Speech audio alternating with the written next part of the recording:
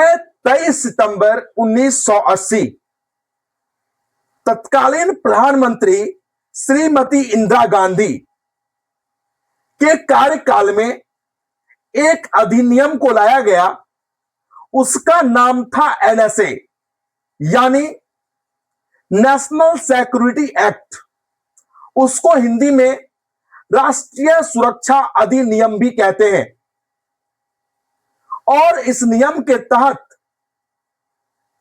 वैसे व्यक्ति जो किसी राष्ट्र विरोधी हिंसा में भाग लेना या उस गतिविधि में सम्मिलित होना या सांप्रदायिक हिंसा, देश विरोधी उकसाना, इस तरह के गतिविधि में सम्मिलित होने वाले व्यक्ति के ऊपर एनएसए लगाया जाता है।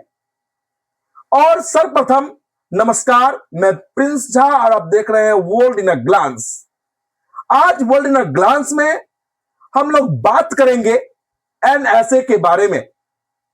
और एनएसए के बात करने के लिए इसकी जरूरत और समझ इसलिए जानना हो गया क्योंकि दिल्ली प्रोटेस्ट छात्र आंदोलन के दौरान एनएसए की चर्चाएं तेज हो गई थी।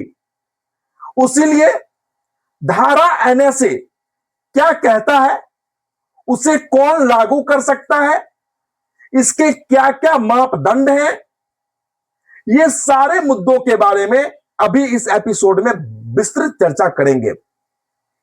सबसे पहले एनएसए यानी राष्ट्र सुरक्षा अधिनियम।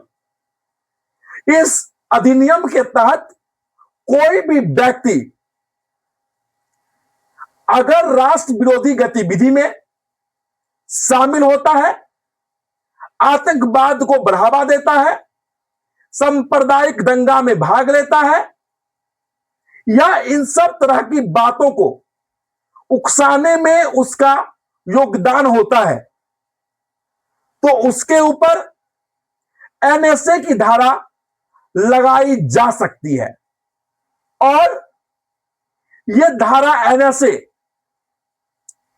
यह संभावना भी उस व्यक्ति के प्रति बनता है, चाहे वह व्यक्ति दोषी हो या दोषी नहीं हो, उस दौरान भी एनएसए की धारा लगाकर उसका गिरफ्तारी, डिटेंशन हो सकता है।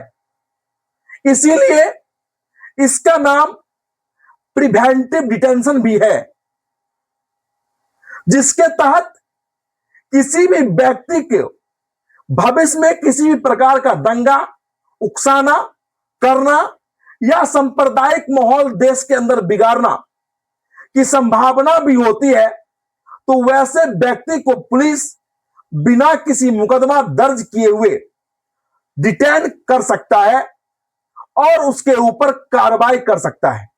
वैसे इस बोर्ड की जांच और मूल्यांकन बोर्ड के सदस्य करते हैं। और शुरुआत में यदि साक्ष्य नहीं मिलता है और साक्ष्य की जांच करने के लिए समय चाहिए होता है, उस दौरान किसी भी व्यक्ति को धारा एनएसए लगा करके 12 महीनों तक जेल में रखा जा सकता है।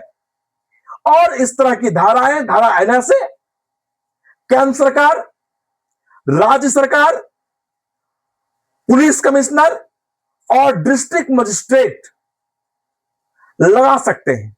लेकिन डिस्ट्रिक्ट मजिस्ट्रेट और कमिश्नर ऑफ पुलिस ये धारा तभी लगा सकते हैं जब उसको राज्य सरकार से इस धारा को लगाने का आदेश जारी कर दिया गया हो।